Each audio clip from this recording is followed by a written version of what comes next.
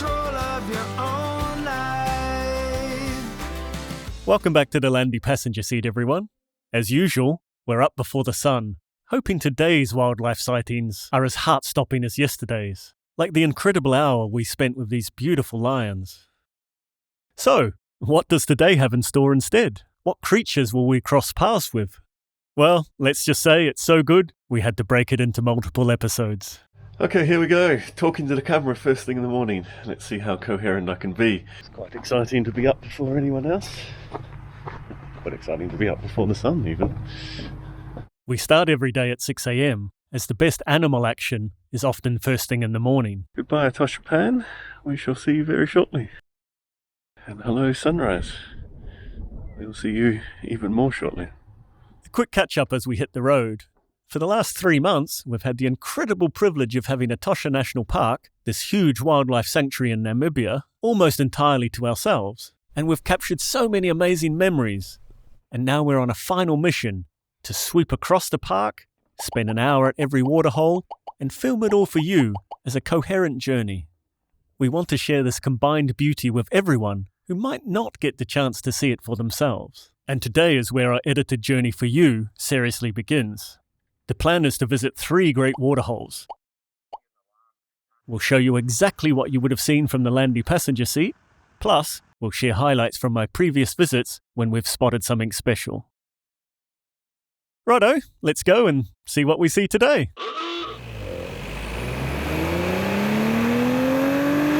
A lot of interesting animals like honey badgers are mostly nocturnal, and the large predators like lions are mostly active at night too. So to have the best chance of seeing them, you have to be out at the crack of dawn to catch them before they head for bed. Here comes the sun. So always good to see it for about the first hour of the day, and then it's a bit too strong. Beautiful time of the morning. The sun's just coming up, starting to highlight things. And to film them clearly, you need all of the windows down, no glass in the way, no reflections. And that's why we're out here so early, when it's 5 degrees Celsius, bouncing along with the windows wide open and a heater cranked just to survive. Just going along here slowly. This is where we saw the lions the other day. Just seeing if they're out and about. Most days, you'll seriously question your sanity and dream of a warm couch, hot coffee and just watching the animals on TV instead.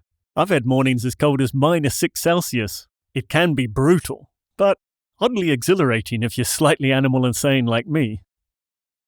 But every so often, that extra effort really pays off. You see something interesting, something you would have missed from a warm bed, and that makes it all seem worth it. And we're heading to our first waterhole of the morning, unless we see something interesting along the way, which can happen. We've got a springbok that's out for an early morning run. This can happen sometimes. Either they're just sort of feeling frisky and want a bit of exercise, or they genuinely sort of think the Land Rover is some sort of threat to them. What I tend to do is try and speed up, just go past them. The sooner you can get them to stop running, the better really, because they're stressing. Speed limit in the path is 60 kilometers an hour, but I think that's a bit ridiculous, especially when you've got trees and bushes around. An elephant can just step out at any moment, and you don't want to sort of frighten it or you. Look interesting. What are they? Oh, look like hyena. Yeah, that's a hyena.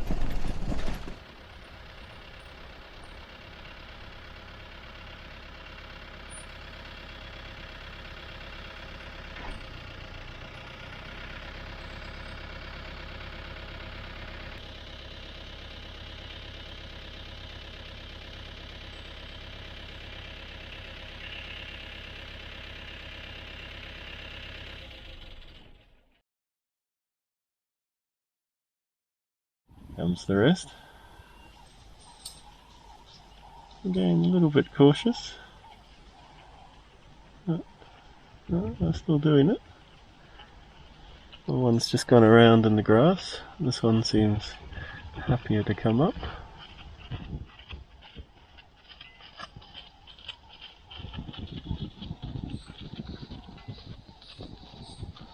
Very interested in the smells of the Land Rover.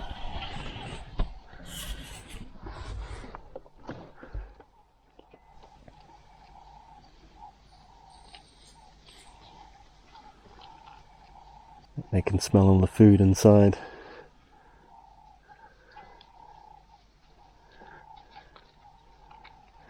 Now, don't go biting anything. Comes the other one. Hello. What are you doing? You look pregnant. Are you pregnant? Hey?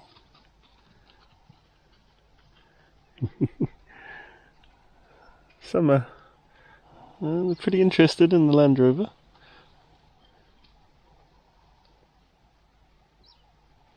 Cautious, but interested. Oh, well, that was cool, eh? They're just on the road. And now they're sort of, you know, some of them walked around the Land Rover in the bush, but some of them were happy to come straight next to it, including, I think, a pregnant female. It's the only one that had a very big belly. So I'm just watching them in the rear vision mirror. I won't chase them.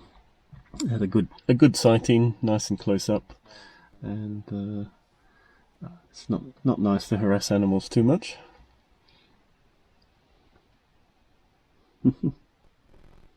Yeah, awesome. Good start to the day. A quick tip while putting along. Layered clothing works best in winter. 4 separate top layers and sandals on hand to replace shoes and socks as the day heats up. This is because the temperature swings between 5 and 30 degrees Celsius during the dry season. Quite a drastic change, especially if you have to park facing the blazing sun in the afternoon for a great sighting.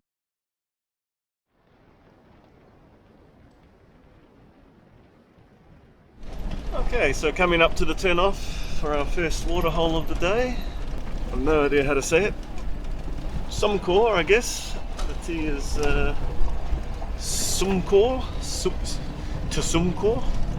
Anyway, let's see what we got at our first waterhole. We've got some guinea fowl, which is sort of like an African pigeon.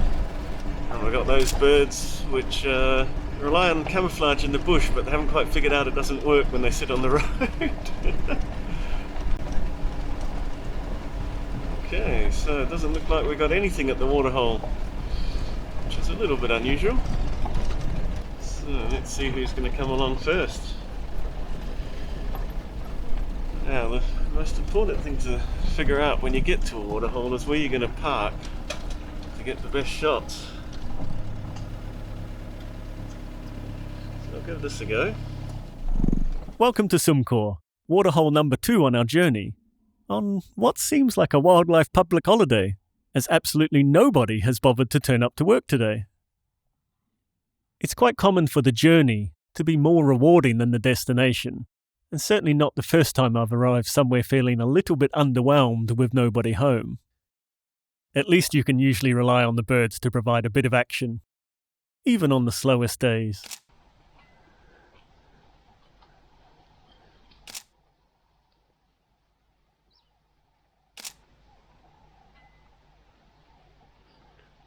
Sumkor is located right up here in the northeast of the park.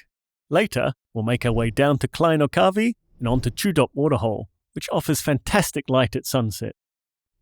Some are converted natural springs, but many are boreholes where water is solar pumped up from the underlying water tables and stored in tanks to ensure a year-round supply. However, that's not always guaranteed, as elephants can be idiots at times and smash them up, hence the fencing, which, while a hindrance for some, is a hunting help for others, as we will see in a later episode.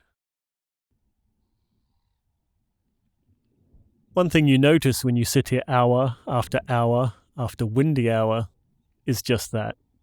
Apart from the gentle flutter and rustle of the wind, things unwind almost in total silence.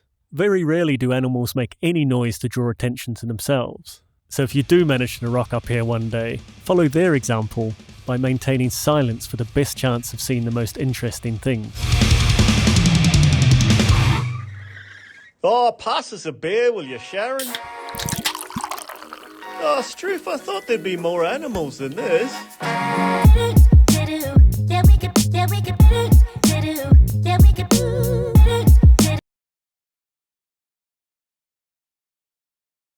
While waiting for the first desert-adapted polar bears to arrive, I suffered a bit of bad but perhaps predictable luck.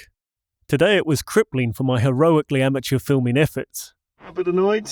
Unfortunately, this part of my tripod just broke.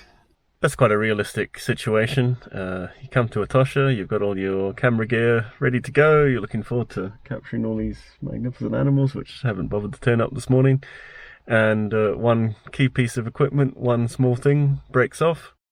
I think it's just poor design, to be honest. So that's unfortunate. I think I'll have to, after this, I don't know what I'll have to do. But it ultimately led me to a new life, which we cover in future series. But remember this moment. It's a key point in my transformation from a cybersecurity executive to, well, you know, being some bloke on YouTube doing something with animals in a landy. I'm a little bit surprised because I've been here since 8 o'clock and it's now 9 o'clock. It's done an hour at the waterhole, which is my aim for each one. And not a single thing has turned up apart from a giraffe who just walked past the water and didn't take a drink at all. So yeah, very surprised because I've had great success at this waterhole before. For example, so I've caught some rhino just about to cross the road. It's key with rhino to turn the engine off, I find. Their eyesight's very poor. But they're quite sensitive to noise. So now they're just sort of deciding if they want to cross the road or not. They may do that in front of me. I'm pretty sure they were about to cross the road, and even though I was sneaking along, I've given them a little bit of a fright, so they've just shied away, and that's fine. They're just eating on the side of the road. They're at an awkward angle to film. You just have to sort of stop often where you are and just turn the engine. Get what sighting and shots you can. You don't often get a choice.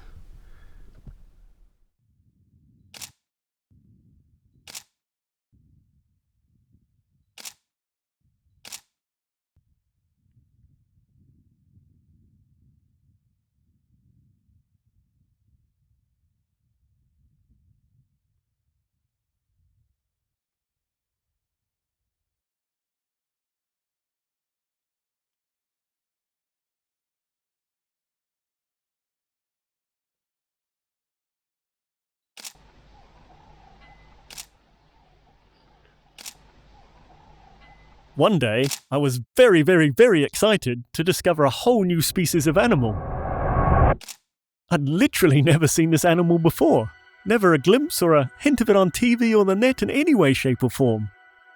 It was completely new to me, and so surely the world. Sadly, well, torn between deciding to call it the Greater Darren or the Des Beast, I saw that it was actually in my Etosha Animal Guide as an eland. I'd just never come across it before.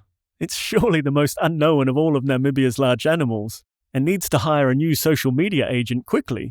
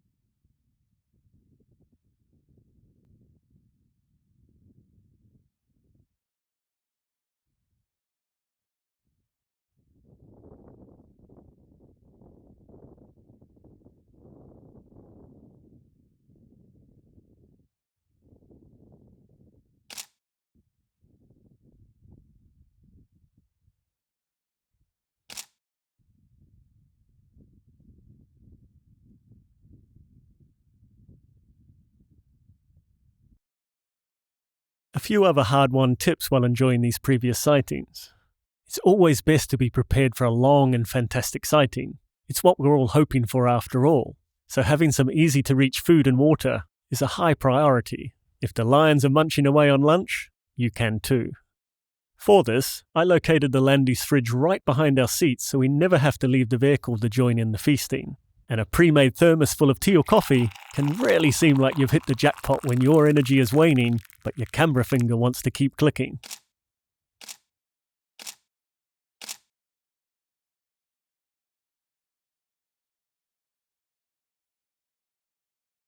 That, however, leads on to a logistical problem, so definitely find yourself a pee bottle and keep it close. It might seem silly now, but when you're photographing a leopard up a tree and doing the "I really need a pee" dance in your seat, you'll thank me for the great shots. Prioritize the wildlife outside of the vehicle, not the drama within. In a similar vein, you may remember in the introduction episode of this series, I said, you deserve to feel like you're riding shotgun with me. No fancy gear, no filters, just one rule. Show it exactly as it is. Because out here, the truth is wild enough. So here we go. Something interesting that happened right in front of us. No filters applied on what we experience on this channel.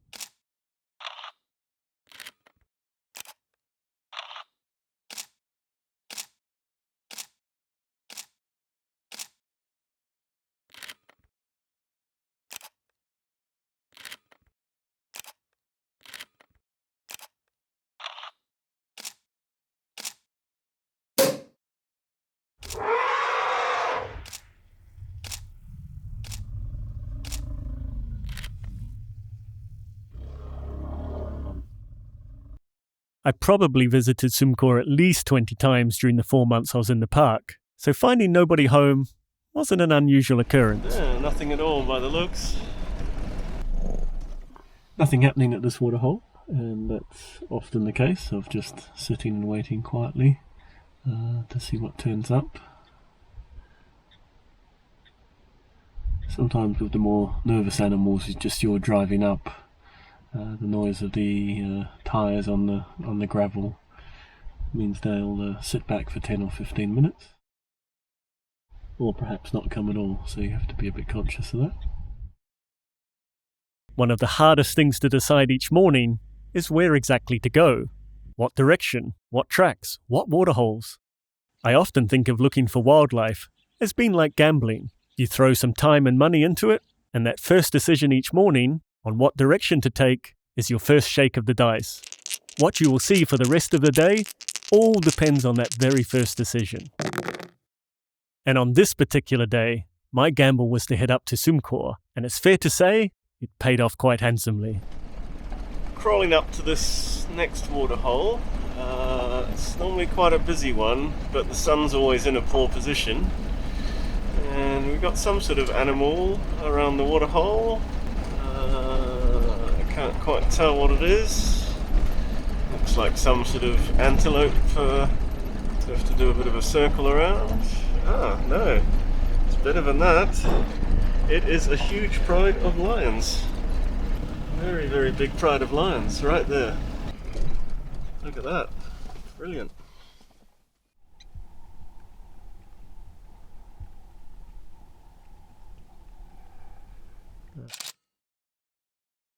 Yeah, so a great find. 8 lions. They're all fairly large, no cubs. And they're just sitting in 2 groups.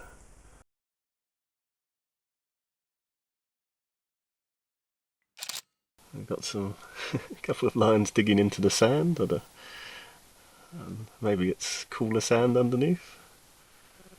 They won't stay around too long. It will get a bit hot for them in the sun with no shade. They seem happy at the moment, just relaxing. So yeah, great experience. Well worth getting up at 6:30 this morning. As I said, it's what is the time? It's 8:15, so yeah, it's an hour since we left the gate, so it's normally the first hour in the morning where I see the most interesting things. At least when it comes to big cats and carnivores and nocturnal creatures.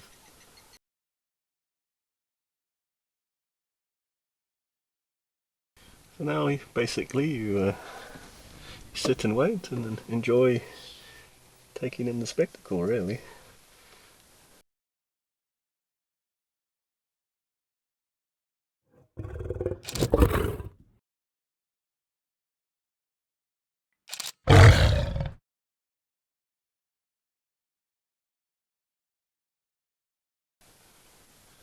Sometimes you'll get 30 seconds if you're lucky. Sometimes you'll get 10 or 15 minutes. And well, you want to film and take good pictures and things like that. Really what you want to do is take in the moment.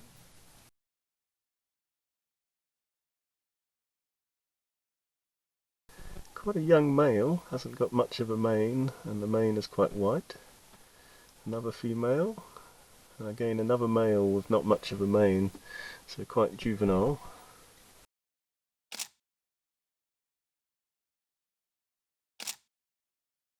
So 6 females and 2 males, all quite young. They're all looking at something over in the distance. Maybe just a guinea fowl. They fancy a little snack. Okay, they're getting a little bit, because they're young, a bit more full of energy. They're getting a bit more interested in these guinea fowl over here. So that's the one thing to know about lion. Is they have a very strong urge to hunt anything that sort of moves or runs away from them.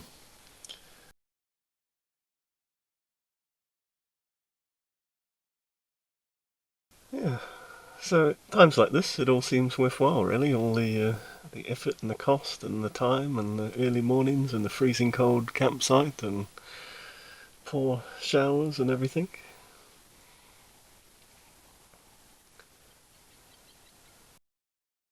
Generally they hunt during the cool of the night, and daytime is for sleeping and resting, not getting hot basically. So most of your lion viewing experiences are walking slowly or lying around not doing much.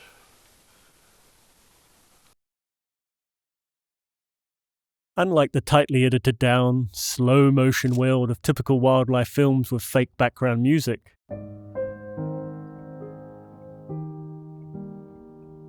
this series is about enjoying nature as it actually is. So I'm showing you longer shots in real time, exactly what you'd see from the passenger seat. It's a bit of a risk in our low attention span digital world, but it gives you time to think for yourself, to notice the little things, and to feel like you're really here in the landy with us, camera in hand. Does it kind of work, or am I a romantic deluded fool in a clickbaity, emotionally hooked world?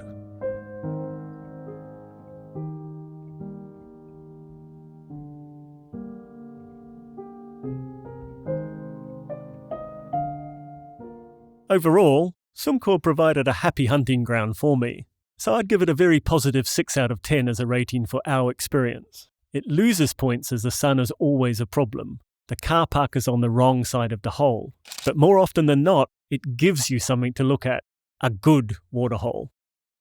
For predators, the surrounding bush is not too far from the water and is quite thick, so I would imagine they have good fun waiting to pounce on lunch on the numerous tracks leading to it, so a 7 out of 10.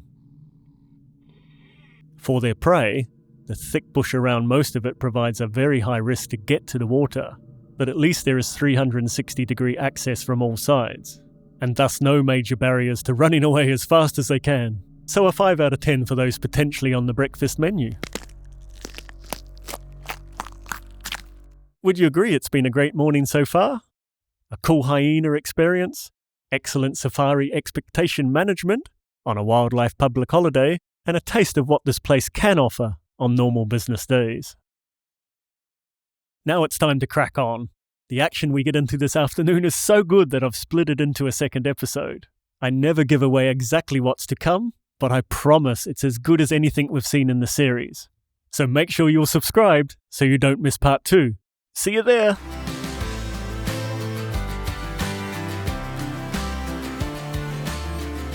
Take control of your own